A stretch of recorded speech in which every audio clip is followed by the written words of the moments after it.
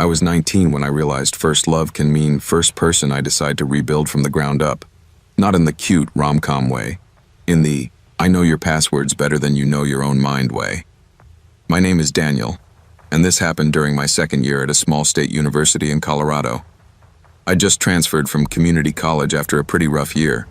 My dad died of a stroke, my mom started leaning on me for everything, and my long-term girlfriend cheated on me with a guy in my econ class.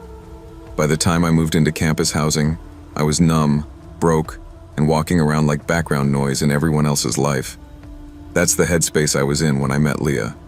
We met in the most harmless way possible, a student mental health workshop on resilience after loss. I went because there was free pizza and I didn't want to be alone in my dorm. She sat down next to me, hair in a messy bun, oversized gray hoodie, eyes the color of old glass bottles, washed out, but sharp. She laughed at one of the counselor's dumb icebreakers and mouthed, "This is so stupid." And for the first time in months, I actually smiled. When it was our turn to share why we came, I mumbled something about family stuff. She said her therapist made her attend. We traded first names, nothing more, and I thought that would be the end of it.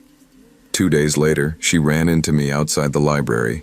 Same hoodie, same messy bun, same tired eyes.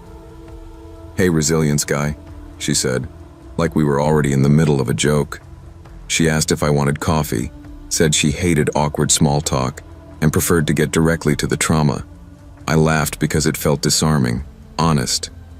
Over lattes in the campus cafe, we traded curated pieces of our damage. I told her about my dad's sudden death and my ex cheating. She told me about weird family stuff, an overbearing mother, a father who left. Her voice was steady, but she watched me like she was measuring how each word landed. When I said, "I don't really trust anyone anymore," she tilted her head and said softly, "I won't make you regret trusting me." It sounded like a promise. Now it feels more like a threat. The first few weeks were the closest thing to normal I'd had in a long time. She texted me every morning, "Have you eaten? How did you sleep?" And at night she'd call just so we could fall asleep on the phone together. She said she liked hearing my breathing, that it calmed her. We weren't dating yet. We were just talking, though it felt deeper than any relationship I'd had. She showed up with soup when I was sick, highlighted my textbooks, sent me long, thoughtful messages about grief and how she understood feeling like people were temporary. When she finally said, "You're the first person I've ever felt safe with," I felt this heavy, warm responsibility anchor in my chest. When she asked me, very quietly, to be her boyfriend, I said yes before she finished the sentence. The first red flag looked like concern. My phone died one afternoon while I was in a 3-hour chemistry lab. When I turned it back on, I had 12 missed calls and 30-something texts from Leah. The first few were sweet. "Hey, you okay? Just checking in." Then they turned frantic, then accusatory. The last one said, "If you're with her, just say it. Don't ghost me like he did." When I called, she answered on the first ring, sobbing, saying she knew I'd left, that men always disappear when someone cares too much. I tried to explain lab rules and dead batteries, but she kept circling back to, "I can't go through that again, and I know you're different, but my body doesn't." I stayed on the phone for an hour, reassuring her until my voice was hoarse. I told myself it was trauma, not manipulation. From there, her care slid into something else. She asked me to share my class schedule so she could plan study dates. Then she wanted my work schedule, so she wouldn't bother me during shifts. Then she started asking for screenshots of my day, a picture when I got to class, when I left, when I sat down to study, when I went to sleep. I joked that it felt like parole. She smiled and said, "I just like knowing you're real." When I didn't respond quickly enough, she'd send, "Are you mad?" followed by, "I knew this would happen." Then, "Tell me what I did." I'd end up apologizing without knowing for what. I told myself it was love, plus anxiety. Later, I understood it was control with a soft voice. Little things started lining up wrong. One night, I told her I was going to the gym. Instead, my roommate convinced me to grab a burger 2 blocks off campus. We sat at a corner booth, laughing about something dumb, when I got a text from Leah. "Freeze looked good." Attached was a photo of the back of my head, my roommate's shoulders, the edge of the ketchup bottle. I whipped around, heart pounding, but didn't see her anywhere. When I called, she answered calmly. "You didn't say you were going out," she said. "You said gym. Why lie?" I stammered something about changing my mind. She replied, "I'm not mad, I just need to feel like I'm not an afterthought." I hung up feeling like I'd done something terrible, even though I hadn't. A few days later, my roommate mentioned waking up at 2 a.m. and seeing a figure standing across the courtyard, facing our building. "Pretty sure it was your girlfriend," he said. "She was just staring up at our windows." I joked that she was dramatic, but my throat felt tight. When I asked Leah about it, expecting denial, she just smiled, that soft practice smile. "I like knowing you're safe enough to sleep," she said. "I like seeing your light go out and come back on." I asked what that meant. She replied, "Last time his light went out and never came back. I didn't get to say goodbye." I assumed she meant metaphorically. I was wrong. The real fracture came the night she told me about before me.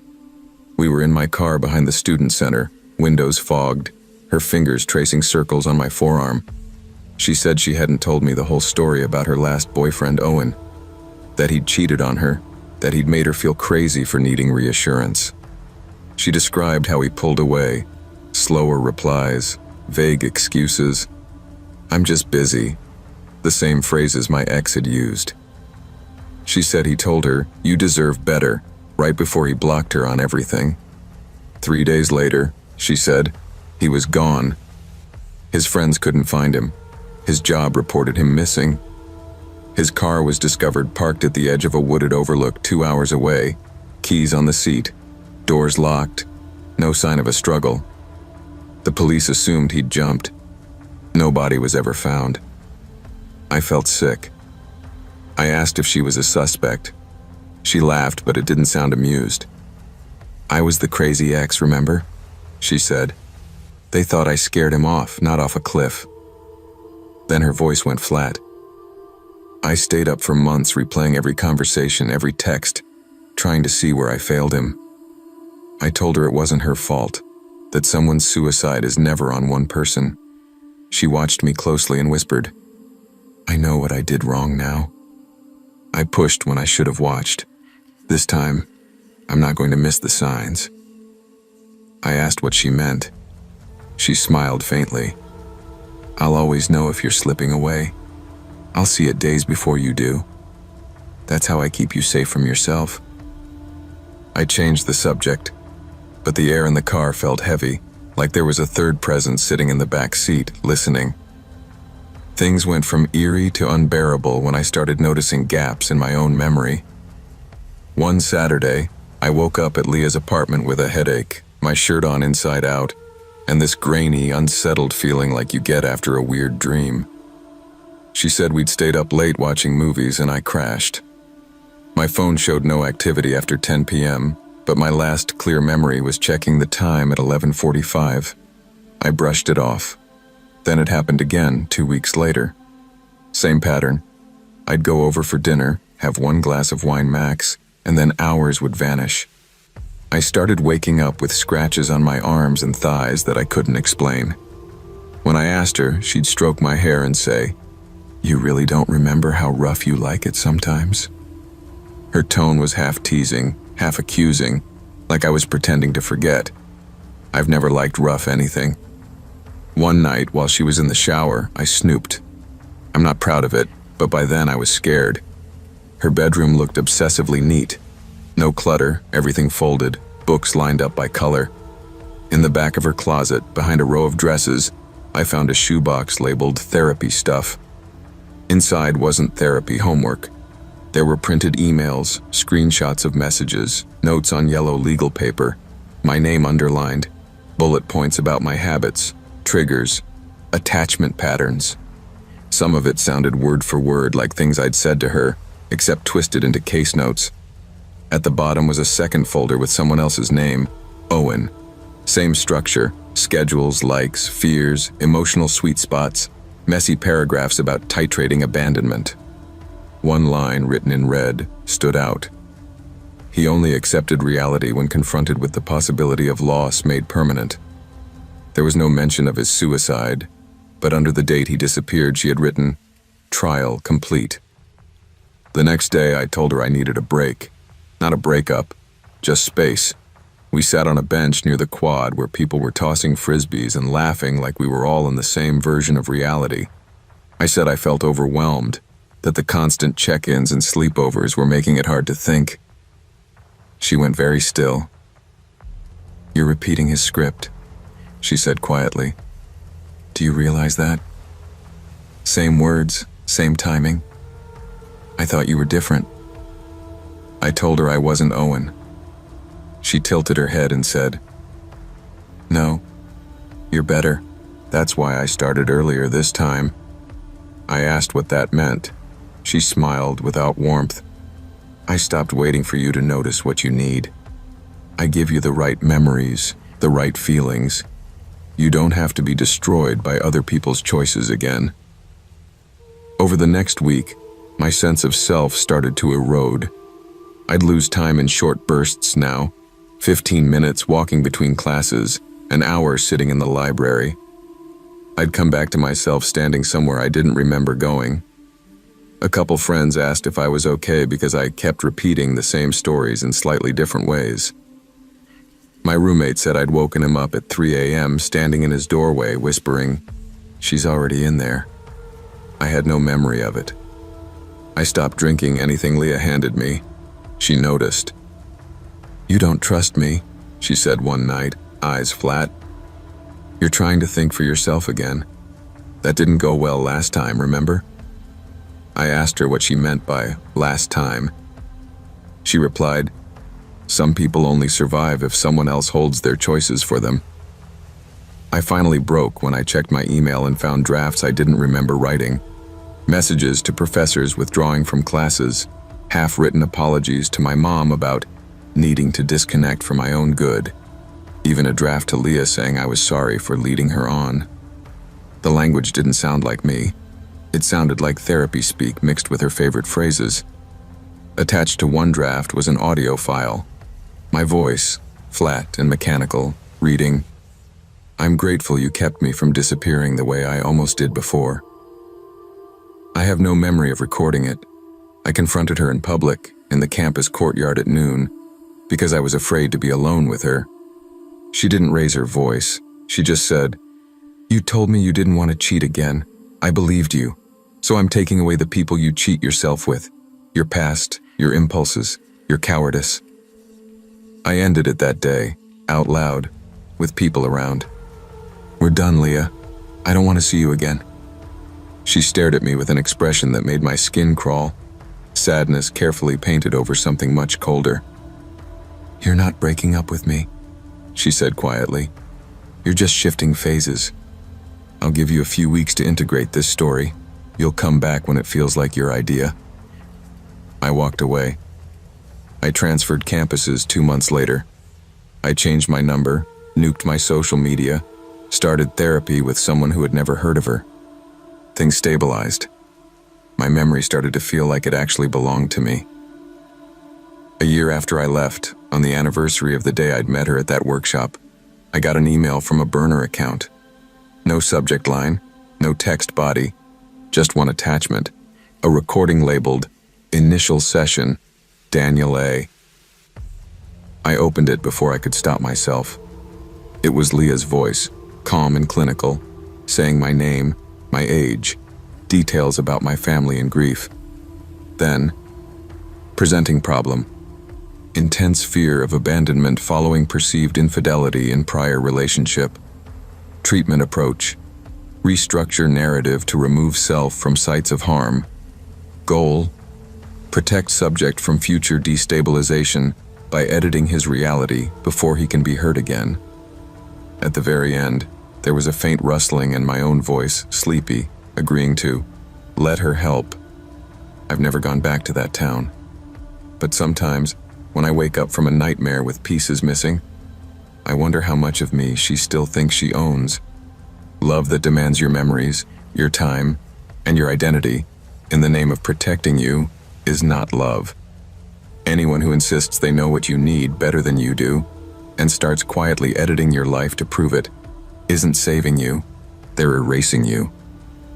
Real love respects your boundaries, your history, and your ability to choose, even when it hurts. When you grow up with divorced parents who weaponize silence, you learn to treat attention like oxygen.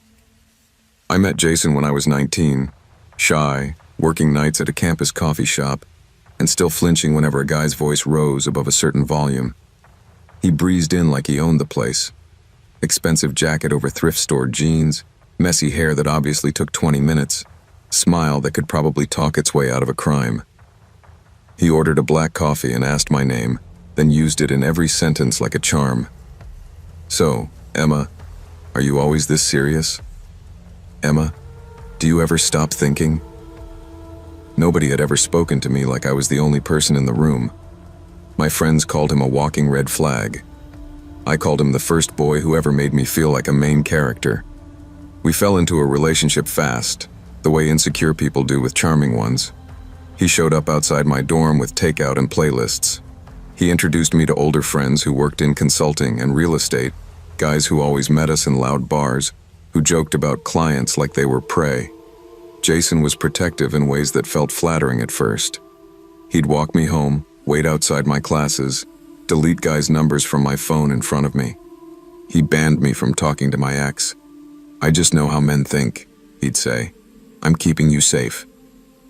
It took me a long time to realize he wasn't guarding me from other men. He was making sure no one could warn me about him. He told me I was his first real love. He said this right before he asked me to move in, right before he started borrowing money just until Friday, right before he got me to co-sign on a car. "Because my credit is crap, babe. My parents screwed me." Every time I hesitated, he'd flip a switch. Eyes wet, voice soft. "Everyone leaves me eventually. You're not like them, are you?" When I pushed back harder, he'd get mean. "You like being poor? You like being ordinary?" It was a cycle. Love bomb, guilt, insult, apology sex, repeat. If you've never been in that kind of relationship, it sounds obvious. Inside it, though, it just feels like trying not to drop any of the plates he keeps handing you. A year in, he surprised me with a weekend away at an eco-retreat, a few hours from the city. "We need to reconnect," he said. "No phones, no noise, just us." I was exhausted, broke, and constantly on edge, but the idea of him wanting to fix things sucker-punched me with hope. We drove out on a Friday afternoon, hours into increasingly rural backroads, until the radio turned to static and my phone lost signal. The retreat turned out to be a cluster of cabins in the woods, no other cars in the gravel lot, a hand-painted sign, "Serenity Haven, Tech-Free Healing."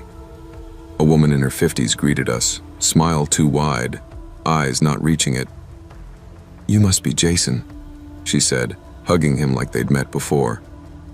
"And this is the one?" The one. I noticed the wording, filed it away. Inside the cabin, there were 2 twin beds pushed apart, a Bible on the nightstand, a printed list of rules for spiritual safety pinned on the wall. No phones, no meat, no leaving the grounds without permission. I laughed, thinking it was cheesy branding, and asked Jason if this was some kind of cult. He kissed my forehead, said, "Relax, Em. It's just a place I went to once when I was really messed up. They helped me. They'll help us." When I asked when that was, who they were, he changed the subject and unpacked like we were staying a month instead of 2 nights. The first strange thing happened at dinner. We were led to a communal hall where a dozen or so people sat silently, eating soup and bread. The woman from check-in, who introduced herself as Judith, spiritual caretaker, said, "Everyone, this is Jason and Emma. He's brought her here to do the work." Several heads turned, some pitying, some flat. One man, early 30s, tired face, mouthed, "Leave," very clearly at me, when Judith had her back turned. Jason squeezed my knee under the table hard enough to bruise. Later, when I asked him if he saw that, he said, "You're so paranoid. This is exactly why you need this place." That night, Judith took our phones for safekeeping, locking them in a wooden box. "We find it's easier to get honest without distractions," she said. When I joked about needing mine for Instagram, she didn't even smile. Jason pulled me aside after and said, "Please, Em, just try. For me." It was the "for me" that got me. I kept noticing little things, though. The way the other guests avoided my eyes. The faded photos on the wall. Couples smiling in front of the same dining hall door. Sometimes with Jason in the background, arm around a different woman each time. In one, he was barely older than me when we met, holding a blonde I'd never seen before like she was his entire world. The caption read, "Step 5, Surrendering Ego." I confronted him that second night. "You've been here with someone else," I said, shoving one of the frames at him. His face went blank for a second like a mask taken off. Then he chuckled. "Of course I have, Emma. I told you they helped me. You think your boyfriend didn't have a past?" I pointed at the woman in the photo. "Where is she now?" I asked. Silence. He stared at me for a long time before saying, "She couldn't commit. She left before the work really started." His tone made my skin crawl. That night when I couldn't sleep, I heard arguing downstairs. Jason's voice, low and tense, Judith's cutting through. "She's resistant. He always picks the resistant ones." The next morning, we weren't allowed to leave our cabin until Judith knocked and told us it was time for individual sessions. Jason went first. He walked out with her, kissed me on the top of my head. "Don't overthink," he said. "This is going to fix everything." Hours passed. No one came for me. When I finally opened the door, the compound felt wrong. Too quiet, too expectant. I headed for the dining hall, then stopped. The door to the basement, one I hadn't noticed before, was slightly ajar. Voices floated up. "She's young," Judith was saying. "You can get 3, maybe 4 years out of this one." Jason laughed. "If she doesn't run her mouth." A chair scraped. "Did you get rid of the last one?" he asked. Judith's answer was too soft for me to hear. My feet felt rooted to the floor. I don't remember deciding to go down there. I remember the smell, bleach and something coppery. The concrete floor. Mattresses lined up against the wall, straps still dangling from their corners. A metal table with paperwork, names, dates, bank balances, notes like "parents retired, own home, no close friends, history of anxiety." My name was on one of the files, thick with fresh pages. Attached was a printed email from my account that I didn't remember sending, titled "Emergency," addressed to my mother, explaining I was checking into a treatment center for a while and might not be reachable. It ended, "Please trust Jason. He knows what's best." My stomach turned. On a shelf were photos. Jason with girl after girl after girl, all in this same compound, all smiling stiffly. More recent ones showed no girls at all. Just him, older, Judith at his side, both wearing identical pendants. I flipped one over. On the back, in neat handwriting, "First love is the easiest to break." I heard footsteps above me and grabbed the sharpest thing I could find, a broken piece of shelving. When the basement door opened, I was halfway up the stairs. Jason's face appeared, smiling like he'd caught me sneaking dessert. "Hey babe, was just coming to get you." I hit him, hard, right across the eyebrow. He screamed, more in anger than pain, and I bolted. I don't remember the path through the woods. I remember branches clawing at my arms, my bare feet slamming rocks.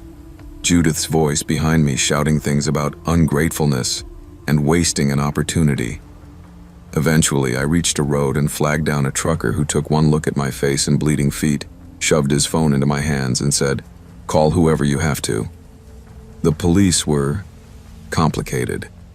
They called Serenity Haven a therapeutic community with unorthodox practices. Jason claimed I was having a mental health episode and had misinterpreted everything. Without the basement still prepped, without the other girls, it became my word against his. The file with my email disappeared. I got my phone back, wiped clean. The old photos in the dining hall were gone when detectives went back. I did eventually press charges, not for attempted murder or human trafficking or whatever my nightmares insist it was, but for identity theft and fraud. When I found out he'd taken out a credit card in my name during our relationship, he got probation. He moved states. Our mutual friends told me I was overreacting, that he was trying to get better. Sometimes someone sends me a screenshot of his dating profile. Jason, 31, looking for my first real love. No drama. The comments are full of heart emojis. I'm a 39-year-old woman, and if you type my name into Google, you won't find anything interesting. That's probably for the best. The most important thing that's ever happened to me lives somewhere between a private horror story and a long, slow lesson in how easy it is to lose yourself when someone else is busy rewriting you. For context, I'm a trauma counselor. I work with people who have survived things no one should have to. I have degrees, training, supervision. I know the language of manipulation, gaslighting, love bombing. I teach people how to spot it. And yet, a few years ago, I walked straight into it like every textbook warning had been printed in invisible ink. I met him through a professional networking group, one of those mental health practitioners' discussion spaces. He called himself Leo, said he was a psychiatric nurse working nights in a city hospital. He had that casual, competent energy people in emergency services often do. Dry jokes, a low tolerance for bullshit, a soft spot for underdogs. We started by debating some article about complex PTSD. He argued that most of psychiatry was just pharmaceutical sales with Latin words, and I laughed more than I should have. He was sharp, quick, and didn't defer to me just because I was more academically qualified. It felt refreshing. I'd been divorced for 3 years at that point, and my dating life was a graveyard of men who either wanted a therapist or a mother. Leo seemed like neither. We moved to private messages. His story was simple and tragic in the right proportion. Abusive childhood, self-educated, worked his way up in healthcare. Divorced, no kids, a line of toxic exes who couldn't handle his long hours and messed up brain. He showed me scars on his arms from past self-harm, the evidence of his own demons. It made me soften toward him in a way that bypassed all my usual caution. I told myself I understood this territory. Wounded people understand wounded people. He told me he hadn't felt this scene in years, that I'd decoded him in weeks in ways his ex had never managed in 2 years. When you spend your working life decoding people for a living, it's intoxicating to hear someone frame that as love instead of labor. Our first in-person date felt like I'd stepped into a room with someone I'd known for years. He was tall, smaller in presence than in text, but his attention was like a spotlight. "You do that thing with your hands when you're excited," he said, imitating my gesture mid-sentence. I hadn't even realized I did that. "You over-explain when you're scared I'll misunderstand you," he added almost gently. "I like it. Makes me feel how much you care about words." When someone mirrors you that precisely, it can feel like intimacy. In reality, he was taking inventory. All the small tells of my insecurity, cataloged with clinical precision. He never interrupted me, never checked his phone. I left the bar feeling high, like my nervous system had just been wrapped in warm cotton. The darkness didn't announce itself with screaming or cheating, at least not at first. It seeped in through small, offhand remarks. "You know you talk to me differently than you talk to your friends, right?" he'd say after overhearing a call. "You're softer with me. That's the real you." Or, "I don't think your supervisor really gets you. She wants you to fit into boxes, but you're beyond that." He positioned himself as the only one who truly saw me, and everyone else in my life as slightly lacking, slightly clueless. When I'd have a disagreement with a friend, he'd say, "I could have predicted that. You always pick people who can't handle your intensity." It sounded like insight, but what it really did was erode my trust in my own network, one tiny chip at a time. A few months in, he started talking about a woman named Laura. She was a patient, he said. Later, a former patient. The description was slippery. "She reminds me of you," he'd tell me over dinner. Smart, complicated, a bit too much for most people. The comparison flattered me at first. I asked ordinary clinical questions. "Is it appropriate for you to talk about her like this?" He'd roll his eyes. "You therapists are so bound up in rules. I'm just venting. I don't name her. I'm not violating anything." The more he talked about her, the more I noticed the overlaps. She was afraid of abandonment. She hated loud bars. She couldn't handle people raising their voices. All things I'd told him about myself, now attributed to this invisible woman I'd never meet. I told myself it was transference, that he was using our dynamic to process his work. I was wrong. The cheating was not physical, not that I know of. It was something stranger, and to me, more horrifying. One night, when he thought I was asleep on his couch, he had his laptop open. The sound of my own name made my eyes snap open. He was on some forum for trauma survivors under a pseudonym telling his story. Except it wasn't his. It was mine, spliced with details I'd told him in confidence, adjusted just enough that he could plausibly deny it was about me if confronted. My father's drinking problem shifted to an uncle. My teenage panic attacks moved into his supposed adolescence. He was hoovering up my history, remixing it into narratives where he was the central victim. People flooded him with sympathy. "You're so strong. You deserve love." He responded with lines he'd once said to me. "I'm just trying to find someone who can hold my darkness without dropping it." It didn't stop there. I began to notice phrases I'd coined in therapy sessions show up in his messages to online strangers.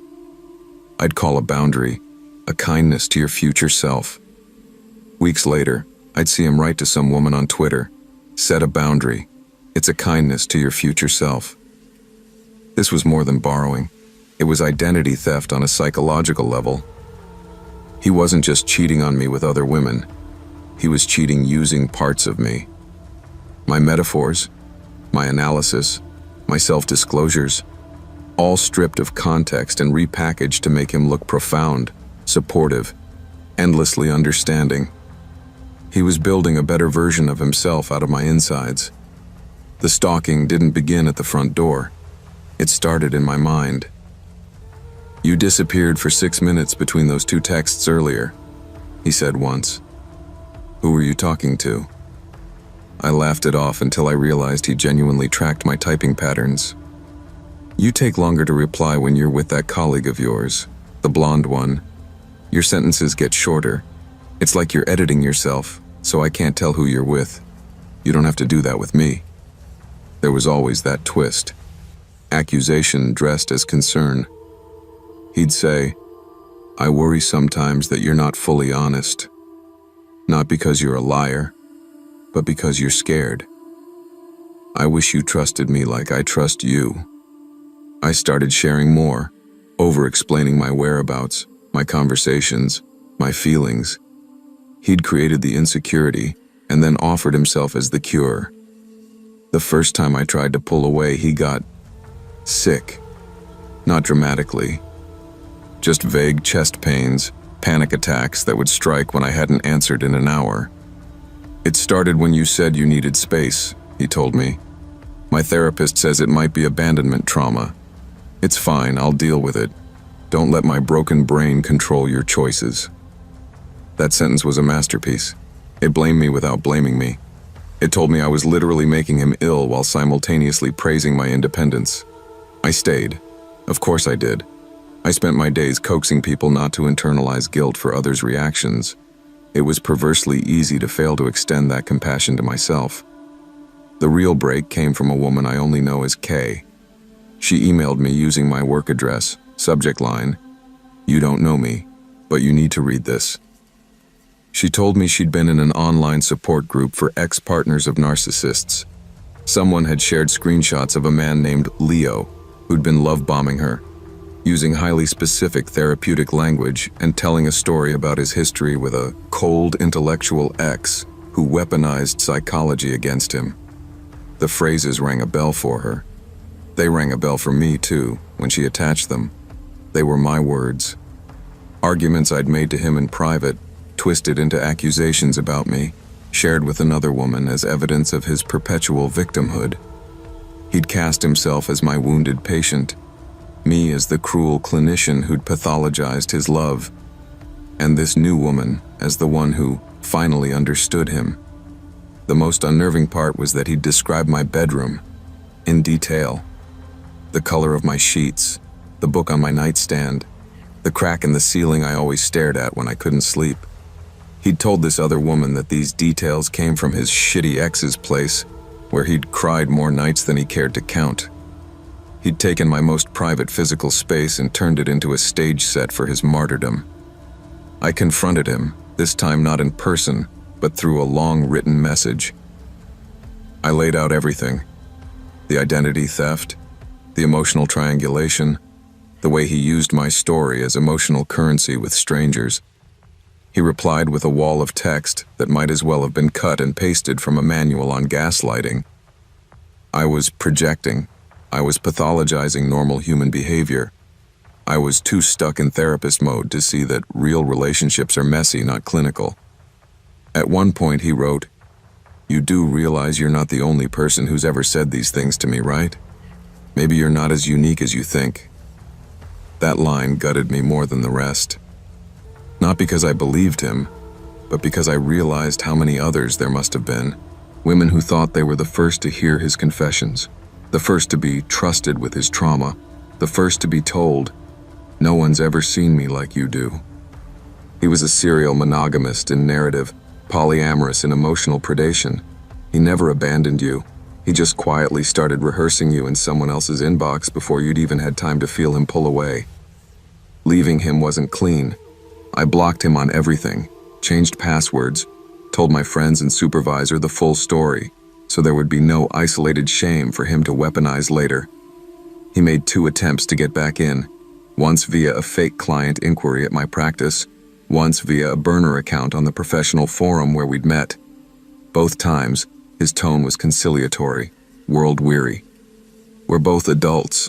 Can't we have a conversation rather than running away?" Both times, I didn't respond. That silence felt less like empowerment and more like holding a shaking glass of water still. I half expected him to show up at my door, to escalate from digital to physical stalking, but he never did. In a way, that was almost worse. It confirmed what my gut had suspected. I was never his main storyline. I was just one of many scripts he ran in parallel. I used to think my first love story was boring. High school sweethearts, shared playlists, prom pictures, the whole cliché. Now I think of it as the first chapter of a horror story. I didn't know I was in yet.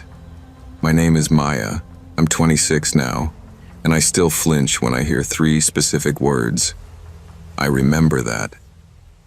I met Liam when I was 15, and he was the new kid, transferred mid-semester from some expensive private school because his parents wanted him to have a normal experience. He was quiet but funny, with that careful, attentive way of listening that makes you feel like the only person in the room. Everyone thought he was shy. I thought he was kind. I wasn't completely wrong. We started dating after he walked me home in the rain and gave me his jacket textbook movie moment. He noticed everything about me, in a way that felt flattering when you're a teenage girl who thinks invisibility is the default setting.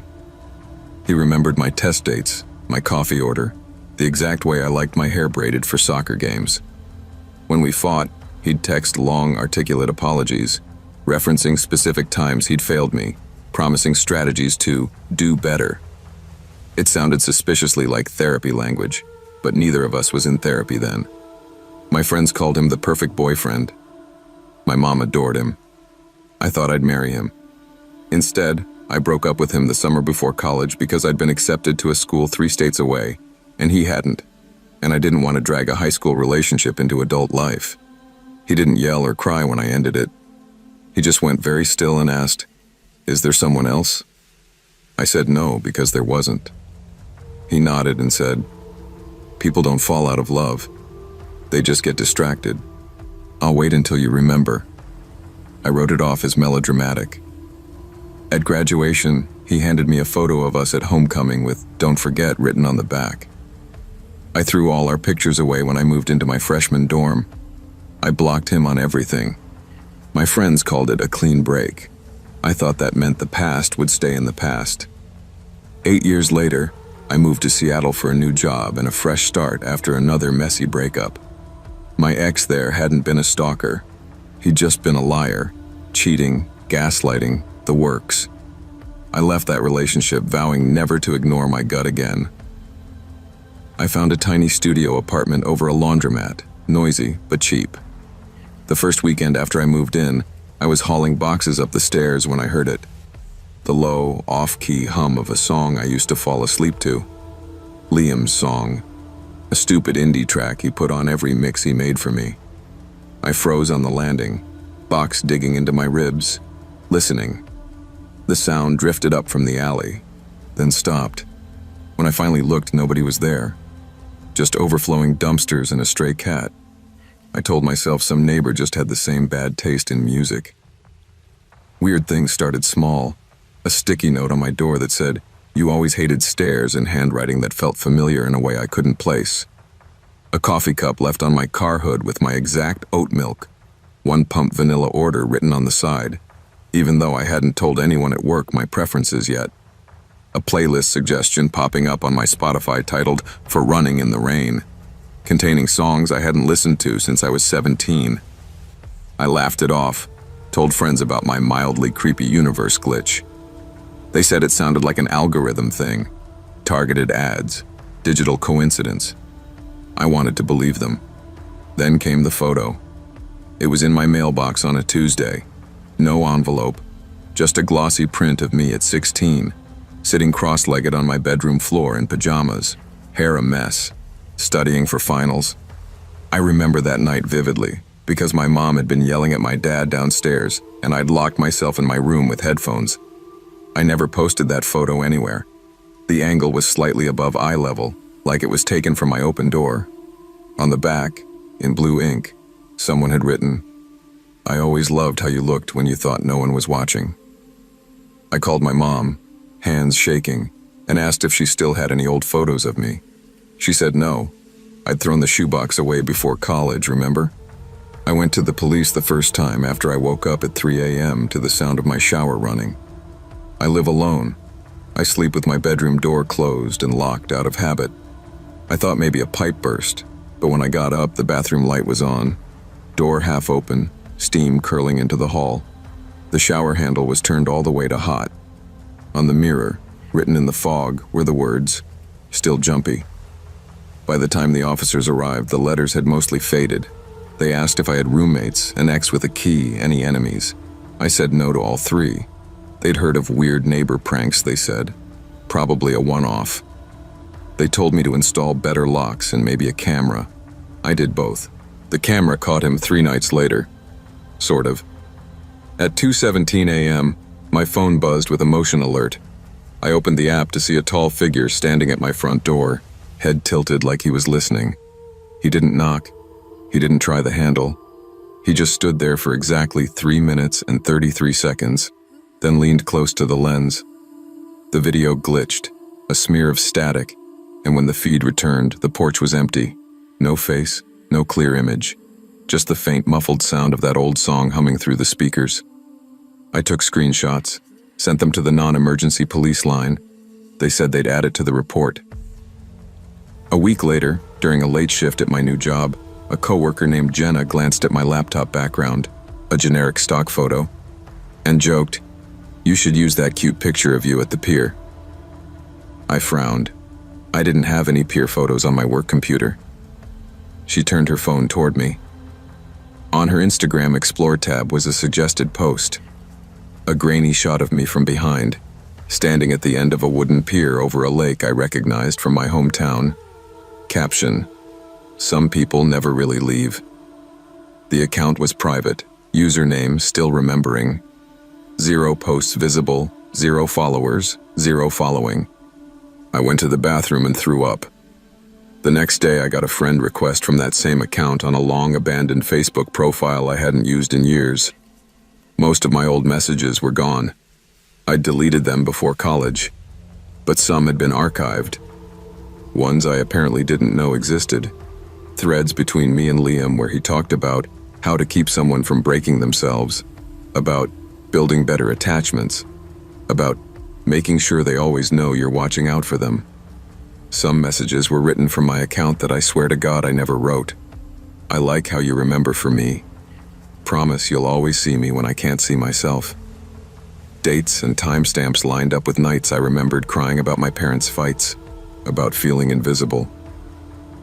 I would have given anything then for someone to say, "I see you."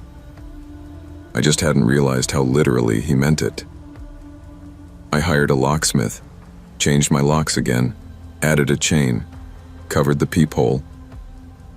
The locksmith, an older woman who'd clearly seen some things, asked if everything was okay.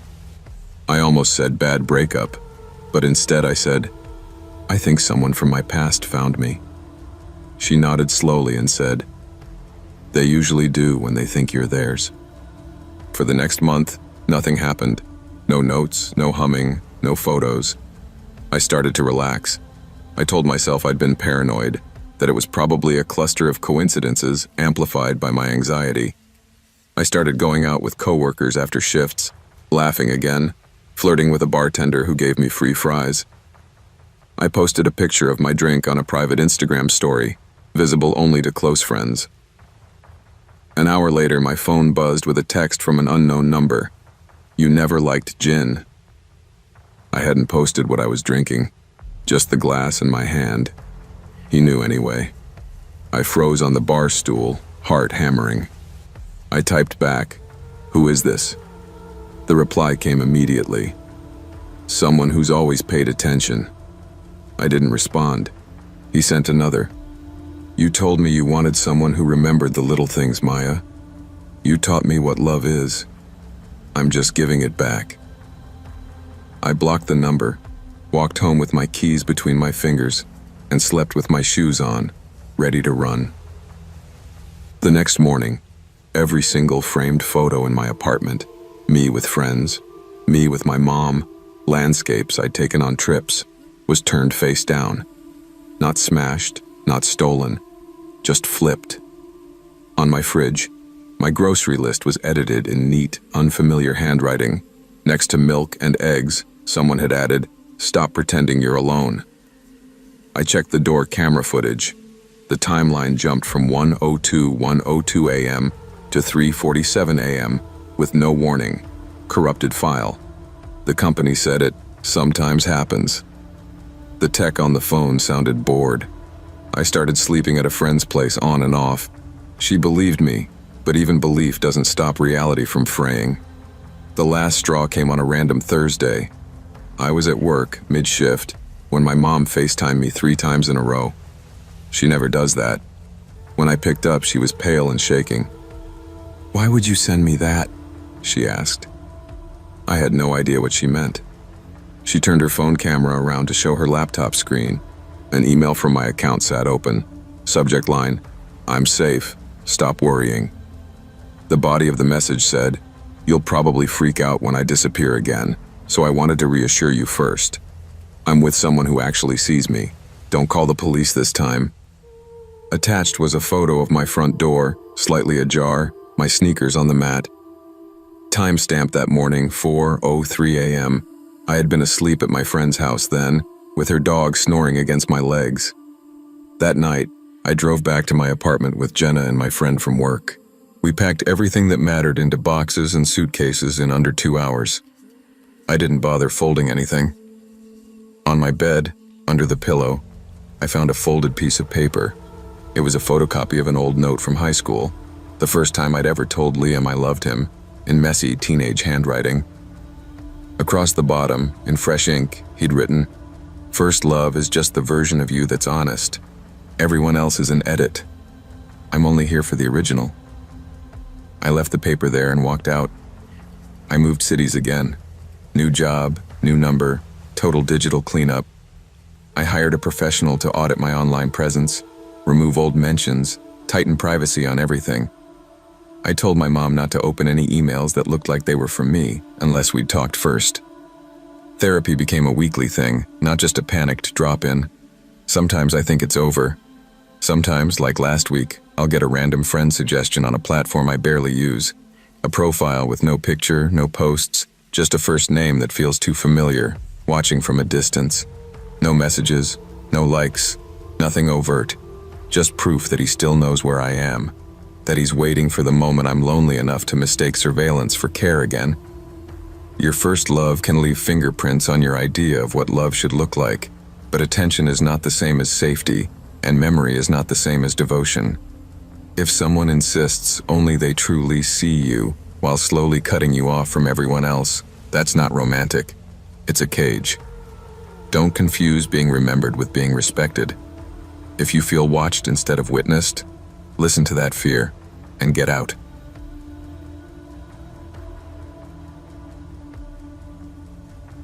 We lived 3 houses down from each other for 15 years, and that's how I convinced myself I knew him.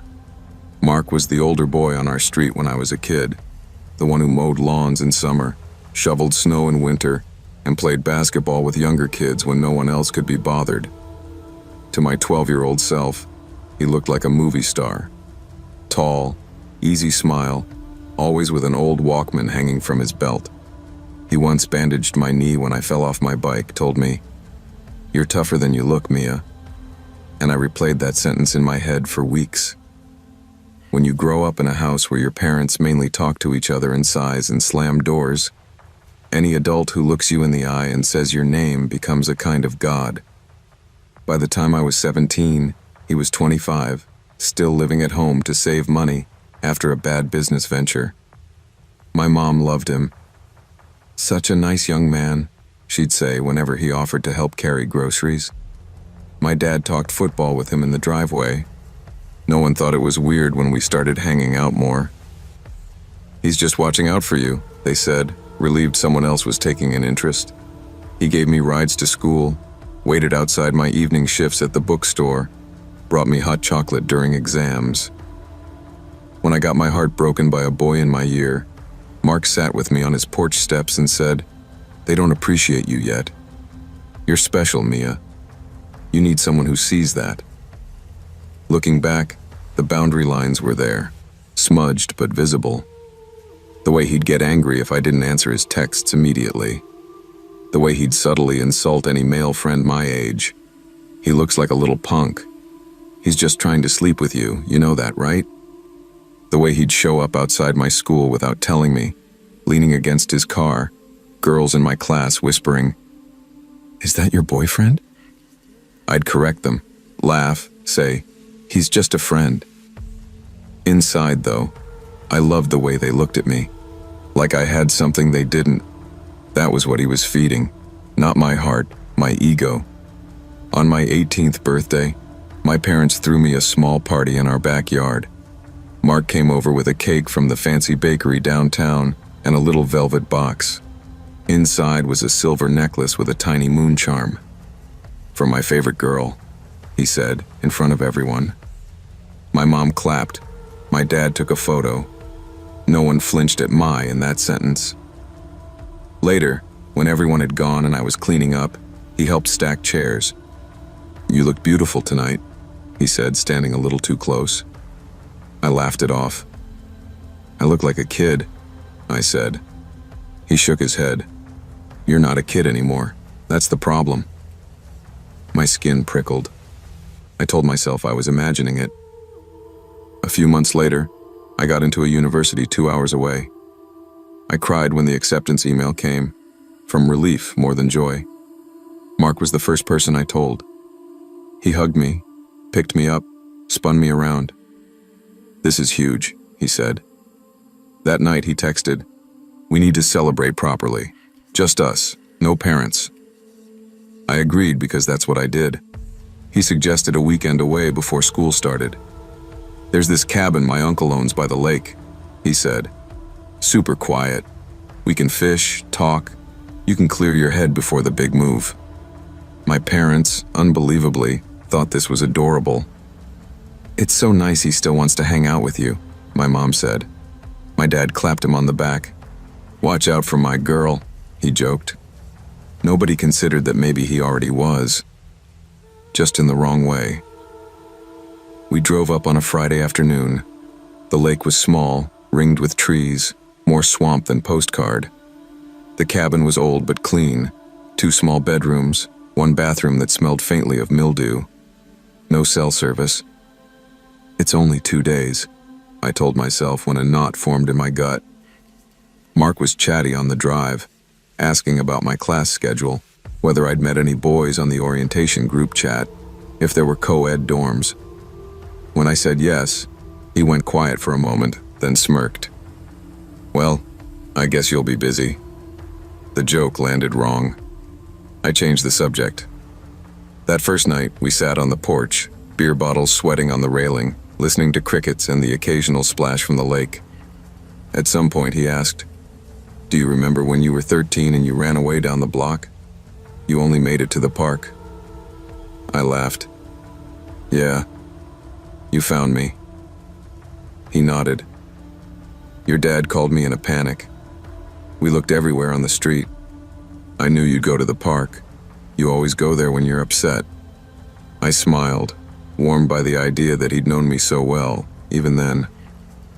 "You've always been my favorite," he added, voice low. "Since you were a kid. I always said, I'm waiting for that one to grow up." The words slid into my stomach like ice. I told myself again that I was overreacting.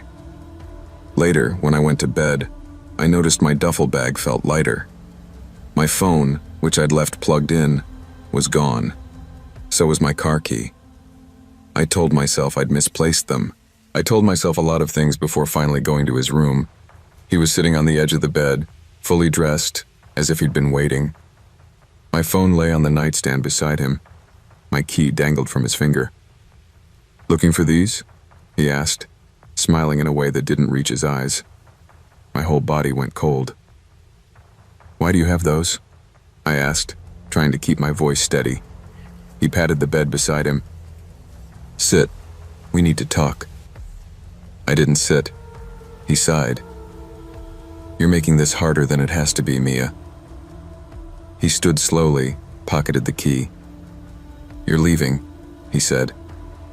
"You're going to go to some stupid university, meet some idiot boy, and forget about me. After everything I've done for you. After all these years." His voice rose. "Do you have any idea how long I've waited? Do you think I spent my 20s babysitting you because I'm just a nice guy?" My mind raced. The front door. The car. No phone. No key. No signal. We were miles from the main road. He stepped closer, dropped his tone. "I know you better than anyone. I've watched you since you were a kid. I know when you're lying, so don't lie to me now." Something in me snapped then. Not courage, just clarity. "Give me my stuff," I said, heart pounding. "You're scaring me." He blinked as if offended. "Scaring you?" He laughed once, sharp. "You don't get it. Out there, you're just another girl. Here, you're mine." I bolted. Instinct more than decision. I made it to the front door before he grabbed me by the arm so hard I felt something pull. He shoved me against the wall, face an inch from mine. His eyes were wet, wild. "Don't make me do something we'll both regret," he said. "Just stay. Just for a while. You'll see. It's better here. No one leaves me. Not you." I did something stupid then. I started talking to him like he was one of the kids at the bookstore who had tantrums. Okay, I said, hands up. "I won't go. I'll stay. Just Let me go to the bathroom first, please. He stared at me, searching my face for a lie. Years of training under his watch paid off. I knew how to make my voice small, my eyes soft. Eventually, he let go. "Don't lock the door," he said. "I don't like doors between us." My hands shook so hard I had trouble turning the handle. The bathroom had a tiny window above the shower, barely big enough for a child. The lock was old, rusted. I climbed onto the toilet, pushed. It didn't budge. Outside, he paced the hallway, muttering. I could hear him talking to himself. "She doesn't know what she's doing. She's just scared. You're doing this for her. She needs you." I recognized the tone. I'd used it on myself every time he crossed a line for the last 6 years. I pushed again. The window groaned, then snapped open. I squeezed through, scraping my hips and shoulders, dropped onto damp grass, and ran. I don't remember much about the woods, just branches tearing my skin and the sound of him yelling my name, first angry, then pleading, then furious again. "Mia, you're overreacting. Come back." He kept saying "we," like there was still a we.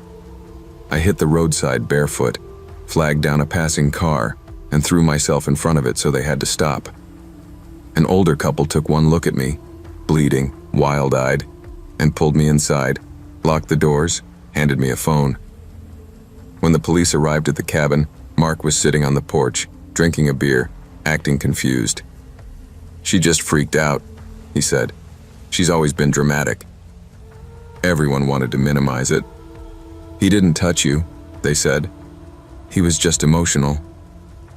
My parents were torn between horror and defensiveness. "We knew him," my mom kept repeating, as if that meant anything. He was charged with unlawful restraint and tampering with a vehicle, pled down to something smaller. He got counseling. I got nightmares. The worst part was hearing the neighbors talk. He was always so nice. He must have been in love. As if that explained locking up an 18-year-old girl in a cabin to keep her from leaving. A year later, I got a message request on social media from a teenage girl whose profile picture showed my old street in the background. "Hey," it read, "you don't know me, but Mark talks about you all the time, says you made up the stuff about him, just wanted you to know you ruined his life. He said you used to flirt with him when you were like 14. That's messed up." I blocked her. Then I blocked my hometown in my mind. I moved. I changed my hair. I learned what red flags actually look like up close. Back when I was 22, I thought first love meant something pure. I was working nights at a warehouse, saving money to move out of my parents' place, while most of my friends were already in relationships, moving in together, getting engaged. I felt behind. So when I matched with Hannah on a dating app, I ignored all the little warning signs because I was starving for connection. Her profile said things like, "Done with boys, ready for a real man," and "If you're not obsessed with me, we won't work." I thought it was just sassy confidence. She messaged first, told me I had kind eyes, and within a week she was calling me babe and saying stuff like, "I don't know why, I just feel safe with you. I've never had that before." It hit every lonely spot in me I didn't know how to admit I had. Our first date was at a quiet bar near my work. She was even prettier in person. Big brown eyes, oversized hoodie, messy bun. She ordered a drink, leaned in close, and said, "Tell me something you've never told anyone." I laughed it off at first, but she stayed locked in, waiting. I ended up telling her about my dad's drinking when I was a kid, how I'd started working early just to have an excuse to be out of the house. She took my hand across the table and whispered, "You deserved so much better than that. I'll never hurt you like that." Nobody had ever said something like that to me so directly. By the end of the night, she'd asked if she could come to my place to keep talking. I said yes, because of course I did. We didn't sleep together that night, but she did fall asleep with her head on my chest like we'd been together for years. Within 2 weeks, she was basically living at my place. She moved a toothbrush in, then a drawer of clothes, then half my wardrobe became ours. It felt fast, but she framed it as fate. When you know, you know. I'm not going to pretend I don't love you, she said one night while we ate instant noodles on my couch. Love? After 2 weeks? I laughed nervously and she frowned, then went quiet. Later she said, "You didn't say it back. Are you not serious about me?" I panicked and told her I just wasn't good with emotions. She smiled, kissed me, and murmured, "It's okay. I'll teach you how to love." I told myself it was intense because we were meant to be. Truth was, I was already scared of upsetting her. The controlling stuff started so slowly I almost missed it. First, it was her asking who I was texting. Then it was little digs about my female coworkers. "She seems too touchy. I don't like her." Then she started saying things like, "Your friends are bad for your mental health. They don't get you like I do. When you're with them, you come back weird with me." If I mentioned grabbing a beer with the guys after work, she'd get teary. "It's fine, go. I'll just be here alone, trying not to spiral." So I stayed home more. When my best friend texted, "Dude, we never see you anymore. You good?" I said, "Yeah, just busy." I wasn't busy. I was being slowly isolated by someone who insisted it was love. The first time we fought, it was over nothing. I'd forgotten to answer a text because I was on a forklift. I came back to my phone at break and had 15 missed calls and messages like, "Where are you? Who are you with?" So this is how it is. When I called, she answered on the first ring, already crying.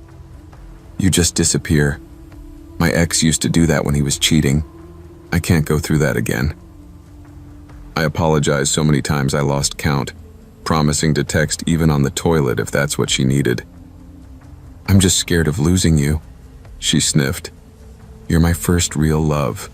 Don't make me feel crazy." She said crazy like it was a joke, but it didn't feel like one when she immediately demanded my phone password, so we never have to doubt each other again. Once she had my password, the tone changed. She'd casually wave my phone at me and say, "You forgot to tell me Mark messaged you." As if that was normal. If a coworker commented on a social media post, she'd scroll through their pictures and say things like, "So you like girls who post bikini pics, huh?" And then pick a fight. Sex started to feel like a transaction. If I reassured her enough, if I told her she was the only woman I found attractive, if I let her mold me into something she thought she could trust, then I'd be rewarded with affection. If not, she'd withdraw and accuse me of emotionally abandoning her.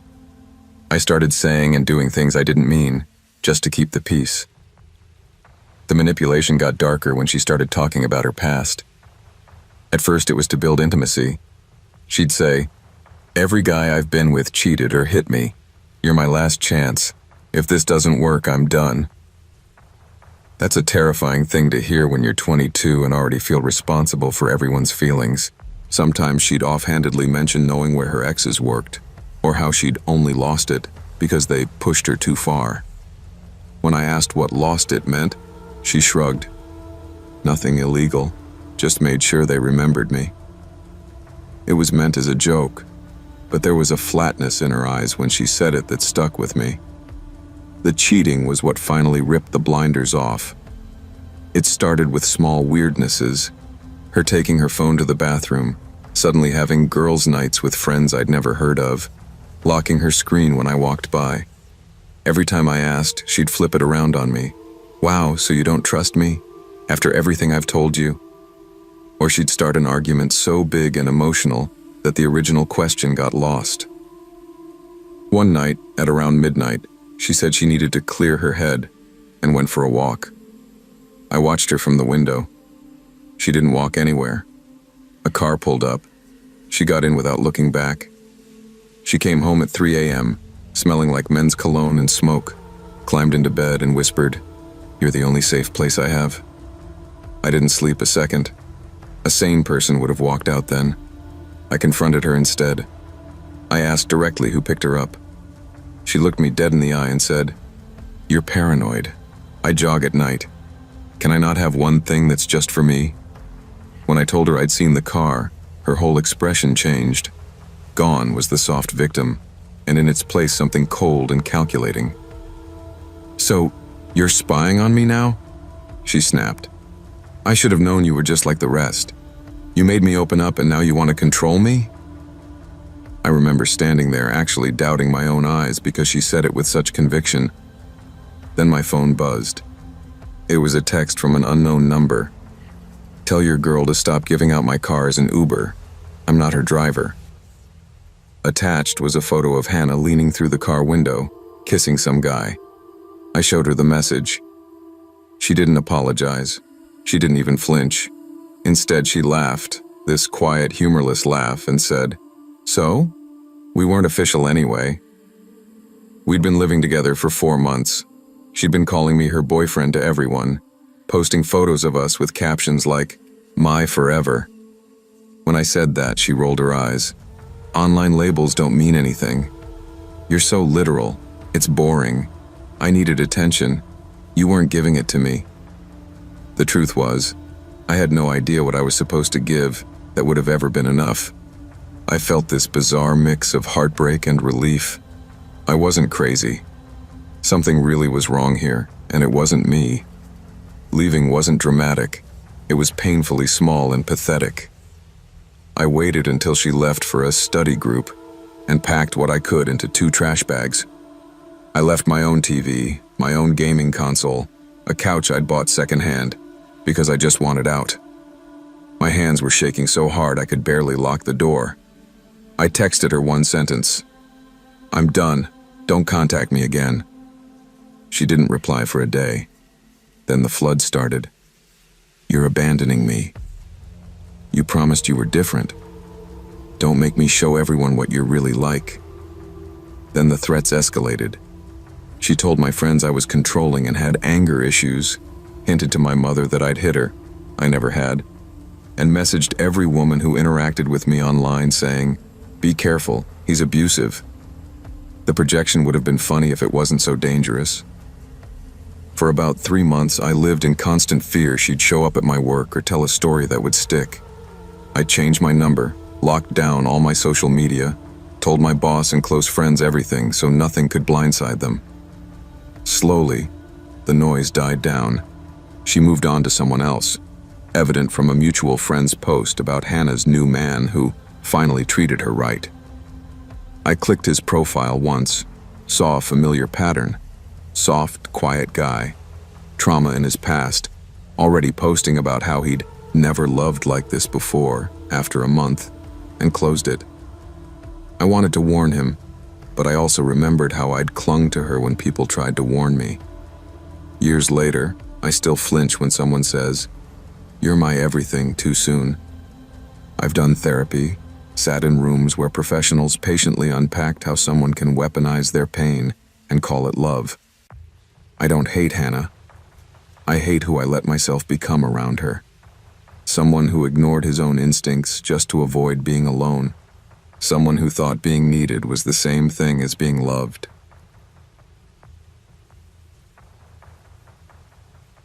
I used to think horror meant jump scares and haunted houses. Then I met Daniel and learned that the scariest things don't rattle chains or move furniture. They text you at 3 a.m., memorize your schedule, and tell you you're meant for each other after a single date.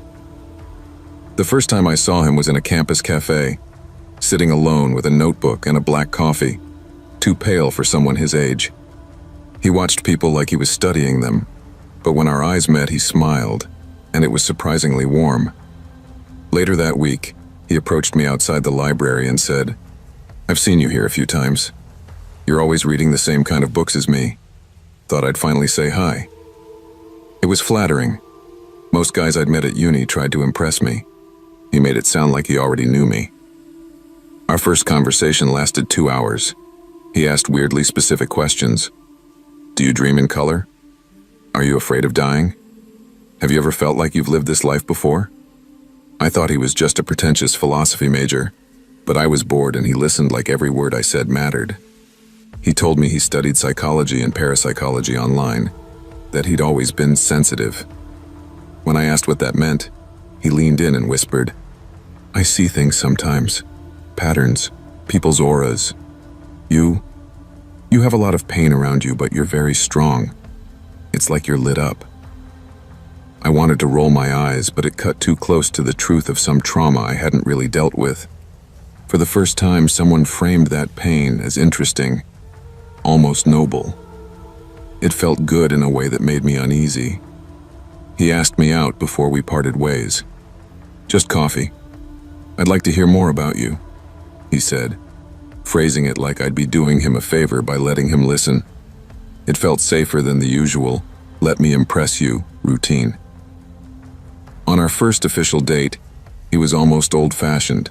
Opened doors, pulled out my chair, remembered tiny details I'd mentioned days before. In between, he said eerie things with complete sincerity. When I joked about my clumsiness, he said, "It's because your energy is too big for your body. Spirits like that, you attract weird things, you know." Then he added softly, "That's why I noticed you." If someone else had said that, I would have laughed. From him, it felt like a diagnosis. At the end of the night, on a quiet street, he cupped my face and said, "I feel like I've known you forever." I pulled back a bit and said, "We literally just met." He smiled, almost sadly. Some people take years to feel what I feel right now. I guess I'm just cursed with clarity. It should have been a red flag. Instead, I felt special, chosen in some strange spiritual way. When I told him I wasn't ready for anything physical yet, he immediately said, "Of course not. I'd never rush you. That's what they did to you before, isn't it?" I hadn't told him about my previous relationship. My chest tightened. "How did you know that?" He shrugged.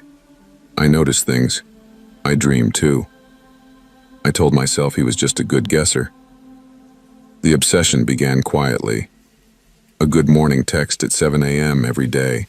A good night at midnight. Little check-ins between lectures. At first it was sweet. Then the tone shifted. If I didn't reply within 10 minutes, I'd get, "You disappeared. Are you okay?" At 15 minutes, "Did I say something wrong?" At 30, "Please don't abandon me. I just need to know where you are." The day I left my phone in my bag during a 3-hour lab, I came out to 23 missed calls and an inbox full of messages ranging from pleading to accusing. "Why are you doing this? I thought you were different. I can't believe I opened up to you and you vanish." It felt less like concern, more like someone frantically shaking a cage. When I told him this was too much, he switched gears so fast it was dizzying. "I'm sorry," he said in a small voice. "I've lost a lot. My brain goes to dark places.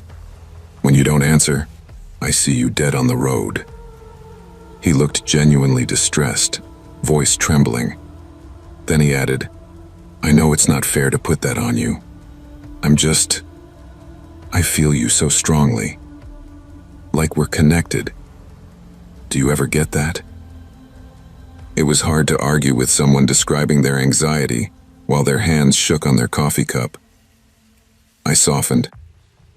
"I get anxious too, but you have to respect my space," I said. He nodded like a chastened child. "I'll try. Just, if you can't reply, tell me you can't. Silent hours are like hell to me. It got darker when he started mentioning signs.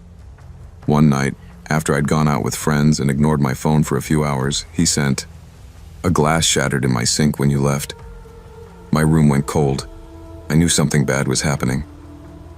When I saw that at 2 a.m., I felt this small, irrational spike of guilt, like my absence had literally cracked his world.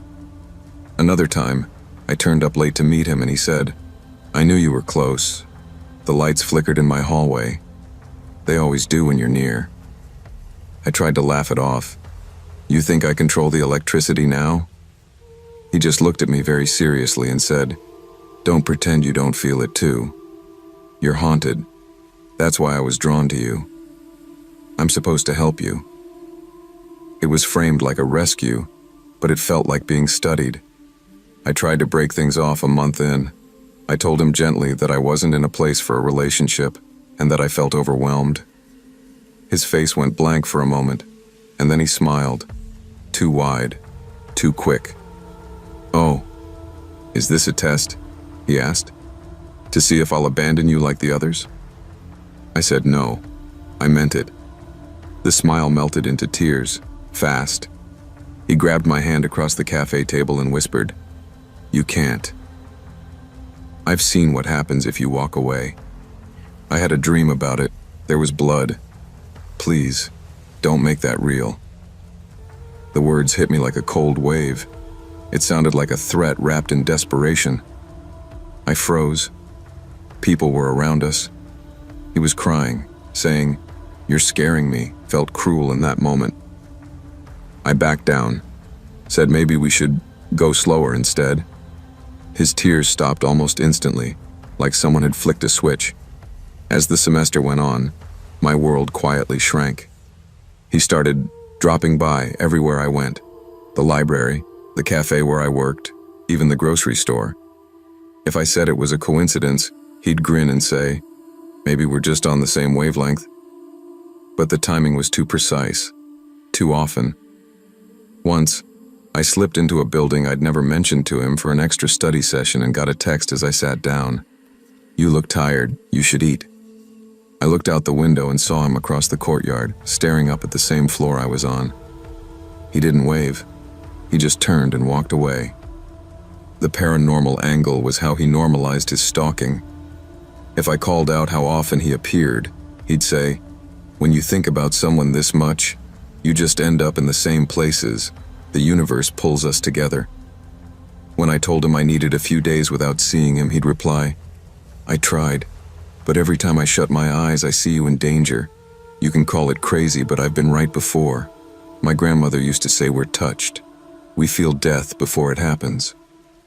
He started casually referencing people in his past who died suddenly.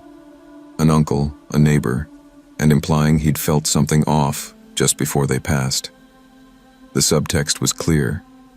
If I ignored his warnings, if I stepped out of the orbit he'd built, something terrible might happen, and he would have seen it coming. I began having nightmares. In them, I'd be walking home and feel watched. I'd turn, see no one, but lights would flicker in hallways, my phone would buzz with unknown numbers, and a voice I recognized would whisper, "I told you I'd always find you." I'd wake up, heart hammering, and see 3 missed calls from him in the middle of the night. When I asked why he kept calling so late, he said, "I always wake up at 3:15 when your energy spikes. That's when the veil is thinnest. That's when spirits are loudest. I just need to hear your voice to know you're still here." It was such a perfect fusion of superstition and emotional blackmail that I started keeping my phone on silent in another room, just to pretend he wasn't constantly reaching across whatever veil he believed in. The breaking point came on a rainy Tuesday. I'd intentionally gone to a campus cafe on the opposite side of the university where I'd never seen him. I sat facing the door out of habit. 20 minutes in, he walked through it. Our eyes met. He smiled, small and tired, like he'd just finished a long search. He walked over without ordering anything, sat down opposite me, and said quietly, "You've been avoiding me." I could feel people around us, the clink of cups, the hum of conversation. It all felt far away. "Yes," I said finally. "I have. I don't feel safe around you anymore." His eyebrow twitched. He folded his hands, too calm. "Safe? From what? I've never laid a finger on you." His voice was soft, reasonable. That scared me more than if he'd yelled. I told him about the constant texts, the coincidental appearances, the way he used dreams and signs to justify never giving me space. I told him I needed him to stop contacting me completely. He watched my face like he was tracking micro-expressions for a study. Then he leaned back and said, "You're making a mistake." I said, "Maybe, but it's my mistake to make." His eyes went flat. No hurt, no tears, just this distant calculation. "You're not like them," he said. "You're not allowed to abandon me. I know what you are. I've seen it." I stood up, hands shaking, and said, "This conversation is over. He didn't try to grab me. He just said, in a voice barely above a whisper, "You'll see me again. When something breaks." That's when I always show up. I went straight to campus security that day. I showed them the hundreds of messages, the call logs, explained how he always seemed to know where I was. The officer glanced through my phone and said, "Most of this isn't explicitly threatening, but the pattern is concerning. We can make a note, and if he shows up where he shouldn't, call us immediately." It didn't feel like much, but saying it out loud shifted something in me. This wasn't some tragic, romantic obsession. It was stalking. It was someone using my empathy and my curiosity about weird things to pull me into a nightmare dressed up as destiny. I blocked his number, his social media, told my coworkers and roommates what was going on. For a while, it was quiet. Then the emails started from throwaway accounts. "You can't block the bond we have. I dreamed of you again. There was snow and sirens. You don't understand what you're running from." They weren't constant, but they were precise. Always after a big exam, or after a bad day I'd posted about vaguely online. It felt like he was watching the edges of my life, only slipping in when I was weakest. I reported each email. The IT department helped block them as they appeared. Eventually, they stopped. About a year later, a girl in one of my seminars mentioned a weird guy who'd freaked her out. She said he'd talked as if he'd known her forever, asked about her dreams, and told her he felt death around her. My blood ran cold. I asked his name. When she said Daniel, my mouth went dry. I told her everything. Every sign I'd ignored, every excuse I'd made for him, every time he'd used ghosts and fate and energy to make me feel like he belonged in every corner of my life. She stared at me, eyes wide, then took out her phone and deleted his number in front of me. We walked to security together that afternoon. I still don't know if Daniel believes the things he says, or if he just found a convincing mythology to wrap around his need for control. That's what makes him so frightening, even in memory. There's no exorcism for people who turn your own fears and fascinations against you. There's only distance, documentation, boundaries so firm they feel cruel, and the willingness to look at someone crying in front of you and still say, "No, I don't owe you access to me." Not all deep connections are real. Some are carefully constructed traps. Anyone who uses fear, of death, of loneliness, of being special, to excuse violating your boundaries isn't spiritual or sensitive. They're dangerous. Protect your space, trust patterns more than words, and remember that you never have to stay just because someone tells you the universe wants you to. I met Claire in my last year of college, when my life was basically group projects, cheap beer, and the constant dread of unpaid internships. She was the kind of girl guys wrote bad poetry about. Green eyes, messy dark hair, boots in every season, and a way of listening to you like you were confessing something sacred. We started as partners in a media ethics class and slid into dating so naturally, I didn't even notice where studying together ended and staying over began. She knew I grew up poor, knew I was terrified of becoming my father, bored, broke, and stuck. She'd touch the back of my neck and say, "You and me, we're going to get out of here. We're going to see everything." I believed her because I needed to. Your first real love feels like the opposite of a scam. You never suspect it might be the biggest con of your life. 3 years later, after graduation and a slog of low-pay office jobs, we were still together, still in the same cramped city, but barely talking. We fought about everything: money, my hours, her freelance work that never had any details, the way she'd turn her phone screen away when texts came in. Any other guy with self-respect would have walked away, but Claire knew exactly which buttons to press to keep me.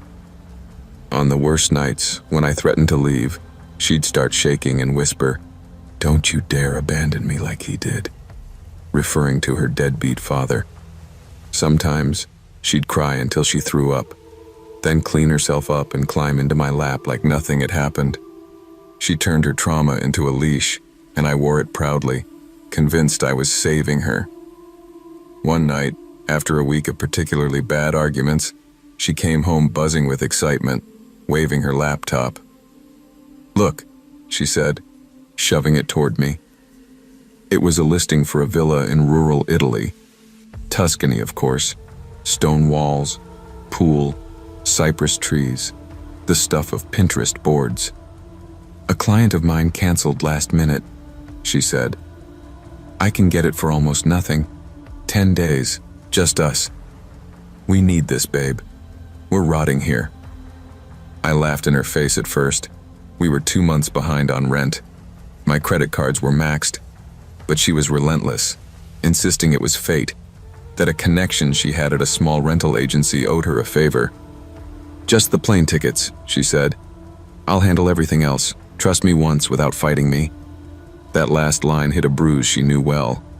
I caved. We flew into Florence, rented a tiny car, and started driving. It was supposed to be a 90-minute trip.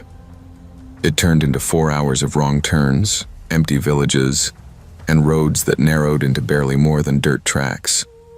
No GPS, no signal, just Claire holding a printed map that looked like it had been photocopied 100 times. "It's charming," she kept saying as we passed shuttered houses and leaning barns. "It's authentic." Her knee bounced constantly, though, and she smoked through half a pack at every stop. I told myself she was just anxious from flying. I told myself a lot of things. Love is mostly storytelling, and I was the only one bothered that mine didn't match the facts. By the time we reached the villa, the sun was low and my shoulders hurt from clenching. The place looked like a stock photo. Honeyed stone, perfect vines climbing the walls, flower boxes, a pool catching the sunset just right. It was so perfect it crossed the line into uncanny. Inside, it smelled like new cleaning products and old wood, and everything looked like it had been placed for a photo shoot 5 minutes before we walked in. Folded blankets, a bowl of lemons, wine already opened. I made some joke about hidden cameras, waiting for her laugh. Instead, she went quiet, walked into the kitchen, and ran her fingers along the knives in the block like she was counting them. "This is what we deserve," she said softly. "Finally." There was no property manager waiting, no cheerful welcome, just a note on the counter. "Keys are in the dish. Enjoy the peace." I checked the doors and windows out of habit. Claire poured wine, kicked off her boots, and put on music from her phone. We cooked pasta with whatever we found in the pantry, swam naked in the freezing pool under a sky so full of stars it felt fake, and ended up tangled in that antique bed, sweating and drunk and whispering half-serious apologies for every fight we'd had. Around 2 or 3 in the morning, I passed out. The last thing I remember is her tracing circles on my chest and saying, "Promise you'll never leave me unless I tell you to." I mumbled yes. It felt like nothing at the time. You never think the promises that damn you sound like that. I woke up alone. At first, I assumed she was on the terrace taking photos. Then the seconds stretched. Her side of the bed was cold, the bathroom empty, her camera untouched on the dresser. I called her name until my throat hurt. I checked every room, every closet, even laughed once at myself opening the wardrobe like I expected her to jump out. The villa felt wrong in the daylight. Too still, too staged, like a rental someone forgot to actually live in. My phone was dead. When I plugged it in, nothing happened. No power. The router lights were off. The cords cut clean. The landline had no dial tone. The car wouldn't start. At some point, I stopped saying her name and started saying, "Okay, okay, okay," to the empty rooms, like the word could keep something worse from happening. I found the basement by accident, a door hidden near the pantry that I'd assumed was a closet. The smell hit me first when I opened it. Not rot exactly, but something metallic and sour that made my tongue feel coated. There was a bare bulb at the bottom of the stairs, swinging slightly in a draft. The concrete floor was stained in large, irregular patches, some dark and old, some still faintly tacky. In the corner, there were zip ties, some cut, some still looped.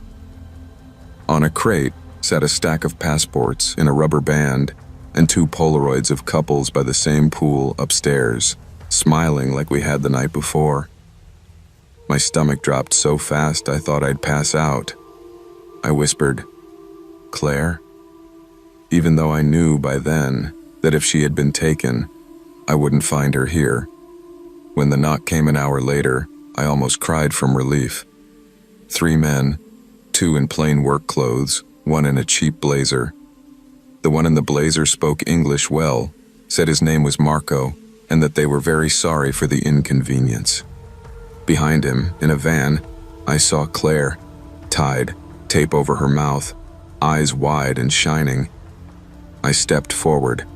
One of the men raised a gun, just enough to make the point. "We are going to make a video call," Marco said. "You will speak very calmly to your parents. You will ask for money, and then everyone goes home. If you don't..." He let the rest hang there. I nodded, shaking. Love becomes a weapon very quickly when someone else puts their hands on it. They sat me at the kitchen table, phone propped up, Claire visible behind them, crying and muffled. The call connected.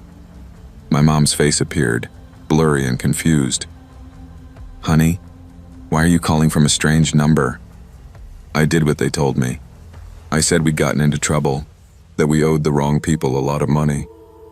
I said they had to send it within 24 hours or we'd be hurt. My father shouted in the background, asking where we were, telling me to involve the police. Marco pressed the gun gently against my thigh, smiling, his eyes on mine like we were having a friendly chat. "Please don't call the cops," I said, voice cracking, and I felt something in me snap at how easily I betrayed my own safety. We waited. Hours turned into a day.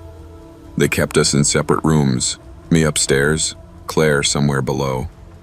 Whenever I screamed for her, someone banged on the door or turned the music up.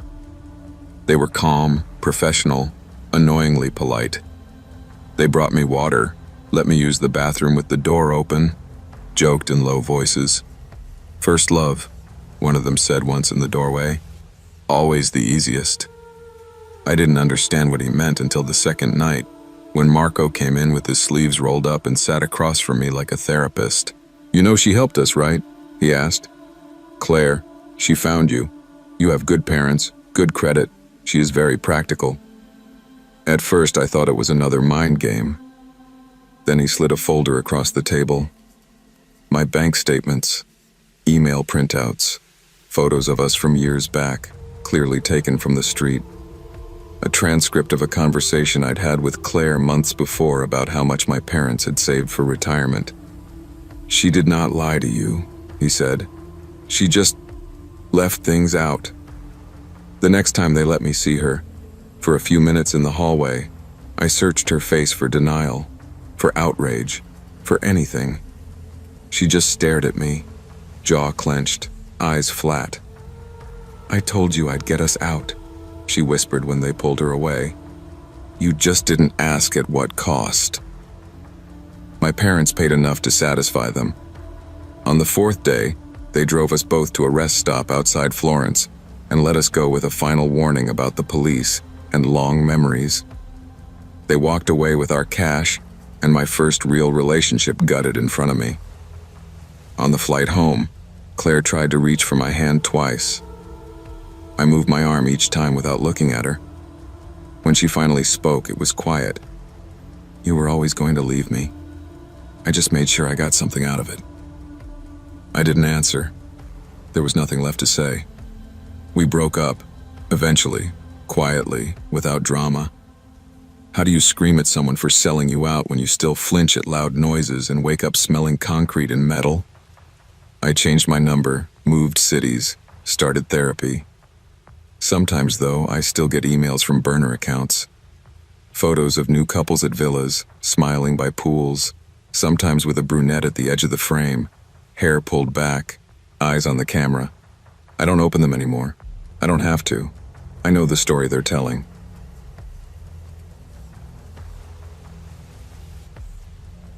I didn't think I'd ever be telling strangers on the internet about my love life at 76, but here we are. My granddaughter calls this content, but to me it's just the only way I can get a heavy memory out of my chest. You should know a few things about me first. I was married to the same man for 48 years. I lived through 2 recessions and 1 war, and I buried my husband myself.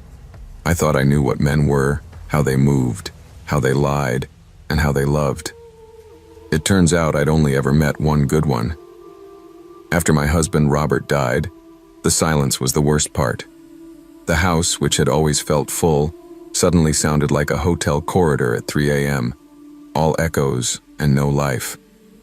My son bought me an iPad, so you won't get lonely, Mum. What I actually got was a front row seat to modern loneliness in high definition. I joined a widows group on Facebook because I didn't know what else to do with the thing. That's where I first saw him. Peter H., 61, retired architect, widowed. His profile photo looked like someone from a medical advert. Silver hair, soft smile, a dog in his arms. He'd written a comment under a post about anniversaries. Grief doesn't shrink. We only grow around it. Sending love to all of you. It was simple, sincere, and it hit something in me like a tuning fork. I checked his profile, mutual groups, a few pictures of him cooking, photos of hiking trails, an old Volvo, the dog again. Nothing flashy, nothing obviously fake. I told myself I was too old to be foolish and sent him a friend request anyway. My fingers cold with something like teenage dread. He messaged me first. Emily? Lovely name. Thank you for the ad. I hope this doesn't sound forward, but you have the kindest eyes I've seen in a long time. I stared at that line far too long. I checked every word like I was inspecting fruit at the market. Kindest eyes. Long time. Nothing obscene. Nothing urgent. He wrote like a man who had learned patience the hard way. Over the next weeks, he became a little routine. Morning. How did you sleep? Evening. What's the one good thing that happened today? Sometimes it was as small as the kettle didn't leak. He always responded as if it was profound. We traded grief stories, small confessions, and he never once tried to rush anything. He'd say, "We're old. We know there's no need to race if there's something real." It felt grounded, like I'd stumbled into a quiet room away from the noise of everything else. We graduated from messages to video calls. His face matched his photos, lines on the forehead, creases by the eyes, the dog nudging into frame. He'd laugh and say, "Morgan's jealous of the new woman in my life." His house looked ordinary, bookshelves, slightly yellow walls, an ugly plaid sofa. No luxury cars, no glitter. He told me he'd lost his wife to cancer 5 years back. I spent 2 years drinking myself stupid. Then one morning I realized she'd hated waste. So I stopped. She would have slapped me sober. The way he told it, he was wounded but functional. A healed fracture, not a festering wound. We talked about maybe meeting in the city halfway between us. Coffee, a walk by the river, daylight and public places. He never pushed for more, and that restraint was precisely what allowed me to trust him. The first hairline crack appeared in the most mundane way. I'm a nosy old woman when I want to be, and one night I clicked on his friends list. I expected to see a typical assortment of family and colleagues. Instead, I saw widow after widow. Lost my husband to COVID. Widowed at 55. Newly single, trying again. Dozens of them. All older women, mostly alone in their profile pictures. It could have been normal. People cluster with their own, but it felt curated, like I was looking at a garden he'd planted very carefully. I told myself I was catastrophizing, that the internet makes us all paranoid. Still, the next night I asked him, as casually as I could, "You seem to know a lot of women like me, Peter. All of us with ghosts." He paused, just a fraction too long, then typed, "I suppose damaged people seek each other out. We understand each other, don't we?" We finally met in person at a riverside cafe. In real life, he looked exactly like himself, which almost made things worse. Same soft smile, same steady gaze. He brought me a small bouquet of wildflowers. Nothing expensive, and a book of poetry he said had helped him sleep after his wife passed. "I thought you might like it if the nights get heavy," he said. We talked for 3 hours. He remembered every small thing I'd ever told him. My dislike of olives, the fact that my husband proposed to me in the rain, the way my left knee clicks when I stand. That level of attention feels like love when you're starved of it. Now I understand it can also be another thing. Data. He was taking notes just as carefully as I was taking comfort. The second crack came a week later, through something as petty as a typo. He sent me a message. "How are you holding up after your MRI today?" I froze, staring at the screen. I had not had an MRI. I had never mentioned any medical procedure except a blood test years ago. I responded, "What MRI, dear?" The typing bubble appeared and disappeared 3 times. Eventually he wrote, "Oh God, I'm so sorry I mixed you up with another friend. She's having some health issues. That was dreadful of me. Please forgive my old brain." It was plausible. People confuse threads all the time, but the pit in my stomach went cold, mixed me up. With another widow? Another woman whose schedule and health he was memorizing? The real break came from a woman named Margaret, whom I'd never met. She messaged me out of nowhere. "Hi, I'm sorry to bother you, but I think we have a problem in common. Do you know a man named Peter H., with a dog called Morgan?" My heart hammered so loudly I could hear it in my ears. We got on a call, 2 strangers with the same tremor in their voices. She told me her story, which sounded uncomfortably like mine. Same group, same gentle words, same dead wife, same river cafe. She'd gone further, though. She'd lent him £3,000 when he'd had a frozen account issue, and his pension payment was delayed. He'd wept on video, ashamed, begged her not to tell anyone, said he'd pay her back the moment things cleared. She hadn't seen a penny. When she'd started asking questions, he'd turned cold, accused her of suffocating him, of sabotaging his attempt to heal. Then he'd vanished, blocked her, disappeared, until she randomly saw him comment under a widow's post again, using the same script she'd once fallen for, and she recognized my profile in his likes. We compared timelines and screenshots. It turned out he was not just talking to 2 women. There were at least 5 overlapping conversations, all of us isolated, all of us hungry for exactly the tenderness he'd perfected. He'd built each of us a slightly different narrative. In one story, he was a retired architect. In another, a former civil engineer. In one, a son estranged. In another, a daughter in rehab. Enough variety that no one detail could be easily cross-referenced, but all revolving around the same core. Widower, quiet, looking to heal, understands grief. It was a character he'd rehearsed so many times he could improvise within it flawlessly. That was the part that made my skin crawl. This wasn't clumsy con artistry. This was practice. He was studying us the way a butcher studies cuts of meat. When I confronted him, I did it on a video call. I wanted to see his eyes when he lied. "Peter," I said, "how many widows do you talk to like this?"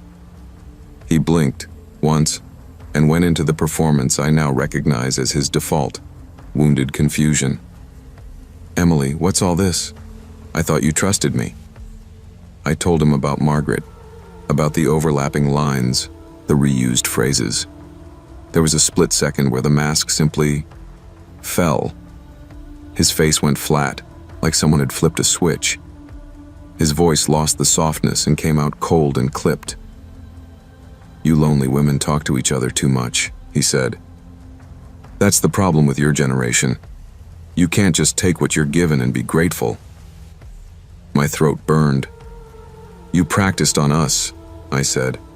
"You rehearsed your grief until it sounded like ours." He smiled then, a small, sharp thing I'd never seen from him. "You practiced too. You practiced being desirable again. Don't pretend you weren't enjoying the role." The most frightening part wasn't the cruelty. It was his detachment. He wasn't angry, not really. He was mildly irritated, like someone whose experiment had yielded a messy result. I never forced any of you to send money, he said, almost bored. I just gave you what you wanted. A story where you weren't invisible. You paid for the privilege. That's fair trade in my book. I told him I was going to report him, warn every group, send his face around like a wanted poster. He shrugged. By next month, I'll be Thomas, widowed in a car accident. Different dog, different town. You'll forget me long before I forget you. There was no remorse, only calculation and a sick kind of pride in his own adaptability. I hung up, shaking, and sat alone in my kitchen, the hum of the fridge suddenly deafening. We did report him. We sent screenshots to admins, flagged his accounts, spread the word in groups we were in. He vanished for a while. 6 months later, a new profile joined one of the private forums. Tom, 62, recently widowed, trying to figure out this new world. Different surname, different city, same eyes, same pattern. I recognized his writing instantly. Grief doesn't get smaller. We grow around it. I typed a reply and then backspaced it. I messaged the woman who'd posted under his comment instead and warned her privately. I don't know if it stopped anything. Men like him don't retire. They just refine. They get better at finding the gaps in our boundaries, the spots where shame and loneliness make us malleable. And those gaps are everywhere when you're older, female, and grieving.